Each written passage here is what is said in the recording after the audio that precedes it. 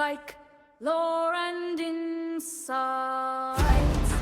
Welcome to Psych, Lore, and Insights, where we mix history, lore, and true crime with psychiatry, psychology, psychopathy, and all things related to the human psyche. This is my brother Steve, an Irish-blooded, natural-born storyteller. And this is my sister Sarah. She is a psychiatric nurse practitioner. And this podcast is for educational and entertainment purposes only. I am not diagnosing. I'm not offering any medical advice. This is just for fun. What are we talking about today? This is going to be a good story. One of my favorite bands ever, Pink Floyd.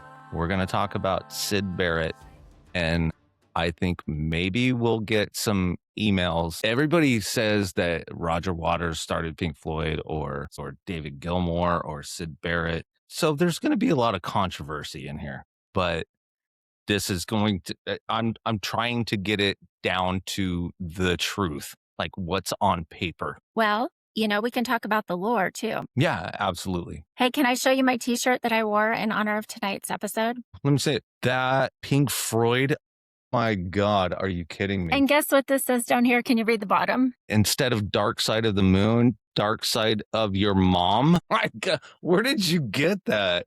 Amazon. Dark Side of Your Mom? That sounds Freudian. Yeah, that makes sense. I thought this would be a great t-shirt to mix Pink Floyd with psychology. Oh, okay. Well, I'm wearing an old skate t-shirt. Independent. Nice. It's perfect. Independent trucks. Skater Steve. Skater Steve. All right. So we're going to talk about Syd Barrett, who I will say started Pink Floyd. A lot of people will probably come at me. He said and it. Be like, nope. But I believe he is the one that started Pink Floyd. So he was born Roger Keith Barrett. His name was not Syd. He adapted that name later. So he was born on January 6th of 1946 in Cambridge. His father was a pathologist. People called him Max, but Arthur Max Barrett. His mom was cultured. She really liked to indulge them in arts and music. So he was gifted from the beginning. He was good at poetry, music. For instance, at 7 years old, he mastered the piano. And then at 10 years old, he mastered the ukulele. And then the banjo, he mastered that at 11 years old. Cute, the banjo. I never see anyone playing the banjo anymore. I love the banjo. I tried to play the banjo. They're tuned really different. And then they have like another tuning at the top. I never understood it. I couldn't understand it. I remember Dad used to play the banjo, and they're like in an open tuning, and I just never got it. Maybe try the ukulele. I did try that. And I believe that the ukulele is tuned like a backward bass, kind of like a violin. So instead of tuning from top to bottom, you tune it the exact same from bottom to top. I just think of the song Somewhere Over the Rainbow. Anytime somebody says ukulele, isn't that the song that most people play on the uke? Yep. Or on the uke. So at 14 years old, he mastered the guitar, and that's where he stopped. He was just like, I think I'm a guitar player. Then he started doing poetry. I like this saying. He was young enough not to know yet that this was unusual. He didn't realize that this is unusual, that I'm so good at all this stuff. So it was pretty tragic. His father died whenever he was getting into the guitar. I can't imagine what it's like to be 14 years old and your father dies. And he really looked up to his father. His father died December 11th, 1961. And he was 52, which is my age now. What did he die of? He died of cancer. Oh, how sad. Poor Max. Yeah. So you got this 14-year-old boy that just lost his dad. And with a loss like that, he didn't really know what to do. All he did is he just played his guitar. And his mom encouraged it. It was a good outlet. Yeah, it's a really good outlet. I remember when I was in my teens and everything, all I did is play guitar. I would be pissed off and I'd come home and I would play some some of the heaviest stuff that I knew how to play. Sometimes I would play folk music if I was in a good mood, or some acoustic stuff. But if I had a shit day, I would play the heaviest stuff I knew how to play, and I would crank it up. After his dad died, his mom wanted him to do all of his artistic poetry, music, anything like that. So she came up with this idea because he had a band at that time. And she said, why don't you guys play in our house, in our living room? So they put up a concert in their living room. And one of the people that showed up was his friend that lived down the street, also called Roger. This is Roger Waters, a key element of Pink Floyd. So he showed up just to listen. And so Syd Barrett, they played the show and they just clicked and they started a band. What a cool mom. Encouraging him to do all this creative poetry and music and art, and then, letting him perform in the living room. That's cool. So we have two Rogers. So Roger Waters and Roger Barrett. Now we're talking about Syd Barrett, but his actual name is Roger. So there was another kid on the street. His name was Storm Thorgerson. He ended up, their first album, he ended up doing the artwork for it. And I looked this up. I had no idea how influential this guy is. He was an art and a music director. So he did all the album covers that he's done that we've all seen through our entire life. It's ridiculous. I went about a quarter of the way through all the things that he's done, and I stopped. So he did Black Sabbath, the Cranberries, Led Zeppelin, Mars Volta, Muse, Fish, Anthrax, Audioslave, Bad Company, The Cult, Def Leppard, Kansas, Megadeth, Nazareth, Offspring, Steve Miller Band, and the list just goes on and on. This guy grew up on their street too, and he did the Pink Floyd albums too. What was in the water? I wonder if they were all in the same well or something. They got Yeah, this creative knack to them. Yeah, who knows, man? It's crazy. So in 1964, Roger, he was 18 years old. He moved to London to study at the School of Art it was at Camberwell. So this is the whole time where everything was changing into like psychedelic, and like it was popping off, and everybody was like in these clubs. The streets were full of boys and girls strapped with guitars, and they just wanted to make it. And so it was quite a scene. And then whenever he got there, he immediately felt at home. He absolutely soaked it all in. He thought it was the greatest thing ever. And this is about the point where he changed his name from Roger to Syd. Now, I've read two different stories about this. There was a comedian named Syd, and they would call him Syd because he would do impressions of him. Well, he didn't really do stand-up, but at that time in his community in Cambridge, there was a jazz musician. He was a bass player, I believe. His name was Syd Barrett, but it was spelled S-I-D, Syd Barrett. No relation. He changed the spelling to S-I-D, not to get confused with the local musician, S-I-D Barrett. Clever. So the two Syd Barretts.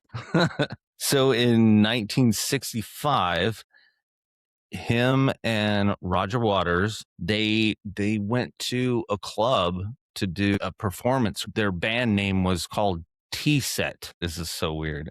It blew my mind. When they entered the contest, there was another band enrolled that was also called T-Set. We can't be T-Set.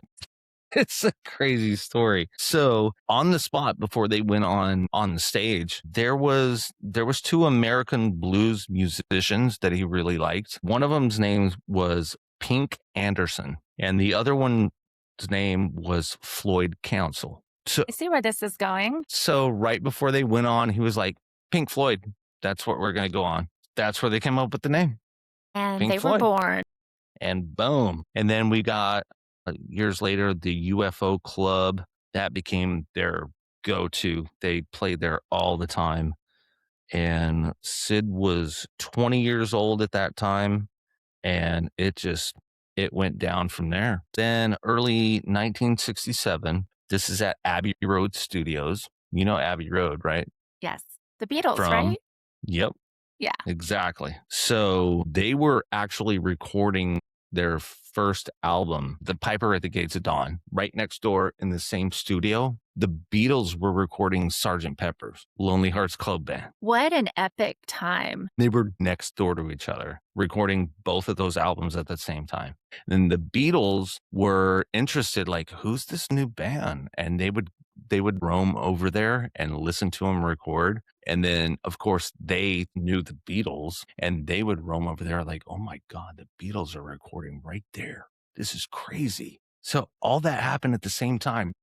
It was an epic moment. I watched the documentary, Have You Got It Yet? And Yeah. I heard some of his the Pink Floyd early music, and it did sound very Beatles-like, but then it's got this psychedelic vibe to it. So I listened to Astronomy Doname. Mhm. I listened to that today for the first time ever. It was one of their biggest hits. I've never done drugs before, but I thought I was on an acid trip. It is the trippiest. It is the weirdest stuff I've ever heard. And it became a hit. But I can't even imagine if you're like on acid or something listening to that. It doesn't even have a beat and then it changes. It's so weird. The first time I ever heard of Pink Floyd was in the 80s. Learning to Fly came out. I really liked it. And then I went and bought the album Dark Side of the Moon. And then I really got into it. But going back to their very first ones with Syd, I was like, whoa, this is way trippier than anything that I probably would have ever gotten into. First started writing, though, did you listen to the song Bike? It's didn't listen to very that one. simple. Like the Bike? lyrics are bike, like bicycle, but bike. Okay. That reminded me of Queen. Right. Bicycle. Right. But this is just bike. And the lyrics are, I've got a bike. You can ride it if you like. It's got a basket and a bell that rings and things to make it look good. I'd give it to you if I could, but I borrowed it. I did hear about that one. I listened to an interview with Roger Waters, and he mentioned that exact lyric. So it was very simple initially before it got super psychedelic. Kind of sounded folky like the Beatles, and then it seemed like it progressed. What's the equipment that they use to make that psychedelic, like drag out the sound on the A lot of guitar? people called it a Leslie, but then it became something else later, like a phaser. I've never heard of this before. He used what's called a Benson Echarec. I don't even know what that is. I used to play music, but I've never heard of that. So it was a magnetic drum echo unit. It's got a lot of reverb, and then he would use, you know how people use slides on their guitar? He didn't do that.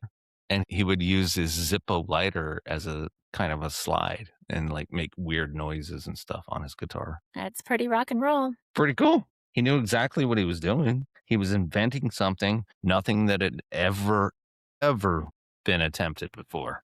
And people loved it. So that spring, their first single, it was called Arnold Lane, came out. And it was, I found this interesting. It was about a man. I've never heard this song. It was about a man who steals women's underwear from Cambridge clotheslines. Gross.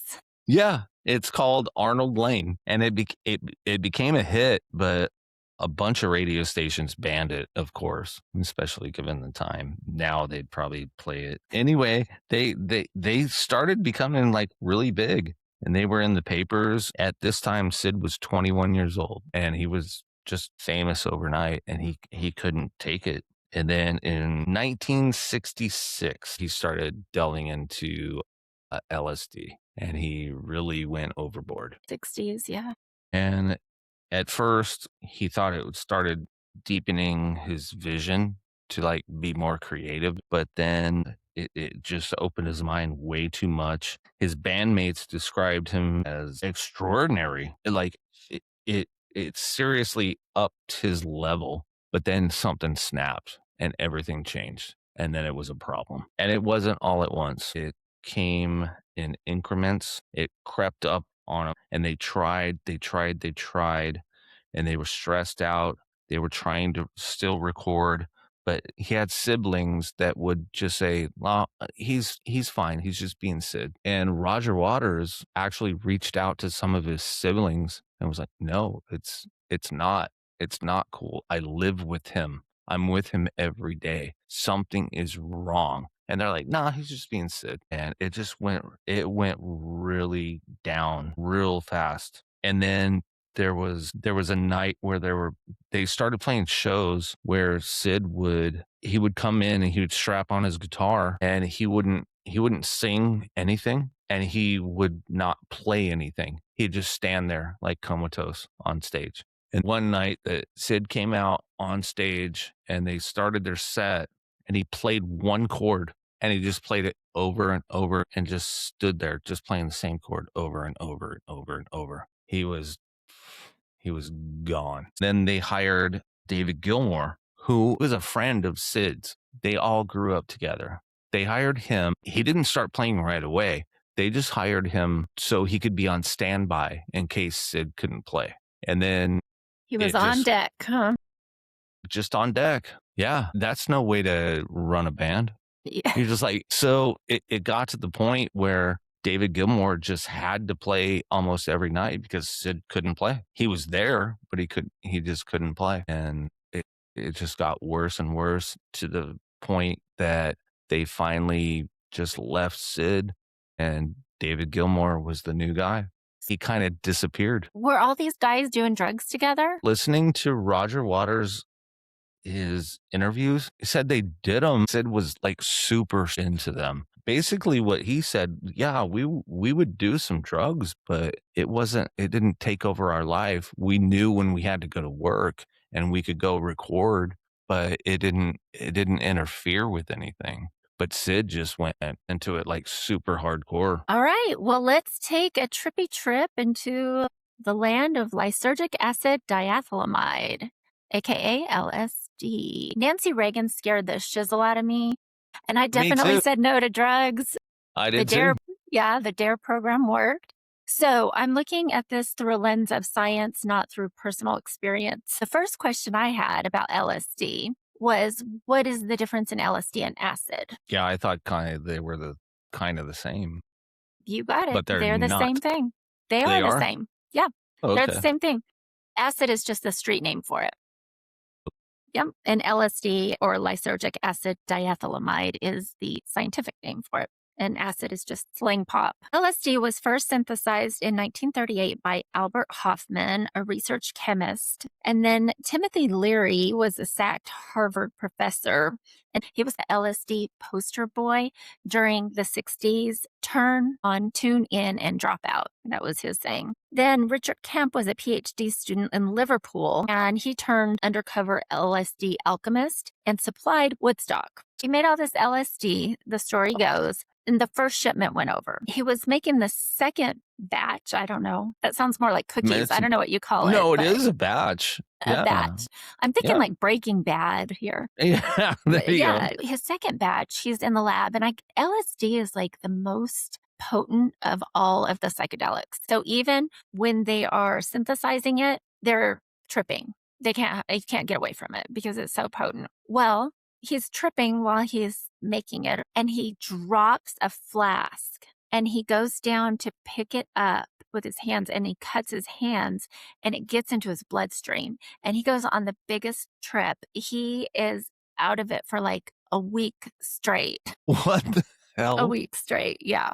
And there's this podcast called Acid Dreams, and it is produced by BBC Radio out of Wales. It's several episodes about LSD and the story of it. It was pretty good, so check it out. The effects of LSD. There is an altered perception, heightened emotions or shifts, enhanced creativity and introspection. So it can bring out some of that creativity in the musician. For sure. Yeah. A lot of creative people have been hooked on the gnarliest stuff. So forms and potency, blotted paper, like tabs or stamps, And I'm not encouraging people to do it. Against this, again, don't go do LSD, just talking about it. A lot of people that I know have done it. One person in particular, they were telling me that they were looking up this ceiling fan and it like turned into a dragon and was trying to like eat them. Like, yeah, I'm not interested. I don't want that. It can also be dosed by drops. So oftentimes they would drop it onto sugar cubes and then eat the sugar cubes or let them melt in their mouth. And a 100 microgram dose is a full psychedelic dose. There are microdoses that are from 5 up to 100. God. And don't do it because current LSD that's marked as LSD, according to the research I did, has a lot of toxic compounds in it, and it's not pure LSD. So No, don't do nothing's drugs. pure. No, nothing is pure anymore. So how does LSD take people on a trip? It acts through partial agonism, which is an amplification at serotonin 2A receptor to modulate mood, perception, cognition, executive function, and sleep. And then it also impacts the D2 receptors, which release a glutamate in the frontal cortex. So glutamate is like the most excitatory neurotransmitter. It makes the frontal lobe, the brain, more excitable. So it starts opening up connectivity between places that are not usually hyperactive. So LSD is a Schedule 1 by the DEA. Schedule 1s are the highest increase for abuse. However, it does not represent its dependence on this profile because LSD is not physiologically addictive. So there's actually less potential for abuse. It does not produce compulsive drug-seeking behavior like other drugs like meth or a withdrawal syndrome. So animals cannot be trained to self-administer, so that removes it from a dependence category. So tolerance will actually develop rapidly, which makes it self-limiting. So if you start doing it often, you build up a tolerance and then you're not getting the effect that you would initially. From what I've heard and what I understand, why people overdose on heroin, because the first high or the first few highs are so great, then you're always chasing that first high and you never get it. So they do more and more, and then they end up overdosing because their tolerance builds up to it. And what gets really scary is if they go into any sort of period where they're not using, like maybe they're in jail, went to rehab, and a period goes by, and then they use again, and they use at that same level that they were used to using, and it hits them harder, and it could be fatal. Well, that makes a lot Really of sense. scary stuff. God. Yeah. So the risks of using LSD, one of them is having a bad trip, which is a prolonged psychosis. And in very vulnerable populations, like somebody who's predisposed to psychosis, maybe they have a relative with schizophrenia, then, it can lead to long-term psychotic impacts. So don't do LSD. So how do you treat a bad trip? Basically, you want to get that person in a low stimulating environment. And actually, the emergency room is probably not the best place to do it, right? Where it's bright and loud and very active. So having a trip sitter, I guess they call it, somebody who's responsible with that person just to keep them in a calm environment is probably better. But some medications that can be helpful, benzodiazepines, if they're extremely agitated or anxious, specifically Ativan, which is lorazepam, or Valium, which is diazepam. Antipsychotics can be added if they are extremely agitated. Some people having a bad trip just really become agitated and can be violent. So maybe an antipsychotic just to bring them down a level. I think from what I read, a trip is normally about 6 to 7 hours. Oh my God, that's way too long. Yeah, that sounds scary. No, what scares me is if you had a bad trip, you just have to write it out. Once it's in your body, it's done. You can't take it out. You can't do anything about it. I thought before I did this research that really people didn't do LSD anymore, but current use is about 1% in the United States, which has quadrupled over the past 2 decades. So it's actually increased over the past 20 years. This is per the National Survey on Drug Use Health. I think a lot of it has to do with, and I might be talking out of my ass right now, but it might have a lot to do with like raves. Yes. Techno. You're exactly right. Techno raves. I was trying to find not necessarily a demographic, but locations that it was more prevalent, but I couldn't find any research about that. But what it did show me is that it's young adults that were college graduates, unmarried, white male with diagnosis of depression or antisocial personality disorder. And context was in electronic dance events, raves, aka raves. Raves. Yeah. So you nailed it, brother. So I just wanted to circle back to the lore. Yeah. So during this time of Richard Kemp, and if you listen to the Acid Dreams podcast, it talks a little bit about this. But the lore is that there is an LSD suitcase under a mountain in Wales. It's a fascinating tale. So the story emerged during the 70s and 80s, a time when LSD was widely used and often associated with counterculture movements. The narrative suggests that a stash of LSD was hidden away to avoid law enforcement. According to the lore, the suitcase is said to contain a significant quantity of LSD, possibly left behind by a drug dealer or a group involved in drug trafficking. The suitcase is rumored to be buried or hidden within a mountain, often cited as Snowdonia, a region in North Wales known for its dramatic landscapes and rugged terrain. Various theories have arisen about how the suitcase ended up there, ranging from police stings gone wrong to secret government operations. It's taken on a life of its own. Wanted to save this for the end because it's I think it's a little dramatic. But June 5th, 1975, the members of Pink Floyd hadn't seen Syd in years. He went back to live with his mom in Cambridge and he grew vegetables and just kind of kept to himself. And he was like making paintings. June 5th, 1975, Pink Floyd was back in the studio. They were mixing their album Wish You Were Here. That whole album was based around Syd. One particular song on that album, Shine On You Crazy Diamond. Oh, that particular song was written entirely about him. They missed him. And then all of a sudden, this guy walks in the door and he's like hanging out in the doorway. He's just sitting there, and Roger Waters and Gilmore and everybody is like, who is this transient? Like, fucking hanging out. And how did he get in here? He was wearing a Levi coat and he was heavy set. And he had a shaved head.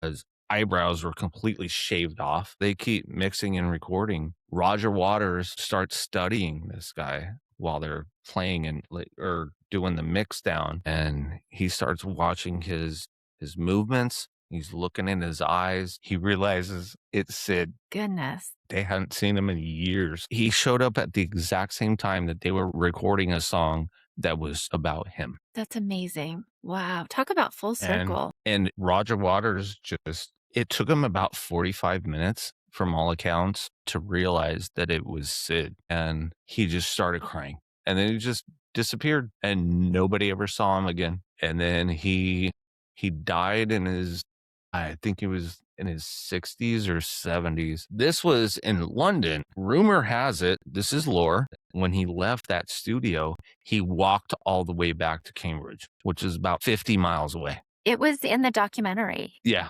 And he just lived his life out until he died of pancreatic cancer. And that was it. And nobody from Pink Floyd, none of his bandmates even went to his funeral. The family asked that they not come around. Yeah. When they would come around, he would get agitated and upset. And so I think the family wanted them to stay away. His sister said she didn't want anybody coming to see him because it would agitate him. And he enjoyed his poetry and painting and gardening. Well, it seemed to me that he had a really good time. He was very creative at a young age. He was having fun when they were creating the band and getting started. But once the fame started, he really lost himself. Maybe he didn't want fame. Maybe he just wanted to do what he wanted to do, and he didn't want to feel pressured to perform. I don't think he ever wanted fame, being on TV and producing albums and all that. He was just like, no, I don't want any of that. And that's what happens with a lot of rock stars. It happened with Kurt Cobain. It happened with a ton of rock stars. I don't want all this pressure. I don't want to have to go do radio shows. I don't want to have to go perform on SNL. I don't want to have to go do this David Letterman show. Buy my album if you want to listen to it and leave me alone. I think that happens with creative type people, whether it's artists or, musicians. They do what they love. They enjoy doing it. But then when it becomes like a production type thing of, oh, I have to hit this many whatever of my product, or I have to do this many gigs and this schedule, then it just isn't fun anymore. Yeah, it just becomes a job. It's not joyful anymore. It's a job. So not many people have long-lasting effects from LSD. That's not normal unless somebody is predisposed to that. So we don't know. In the documentary, there was not a lot of information from his family. The documentary was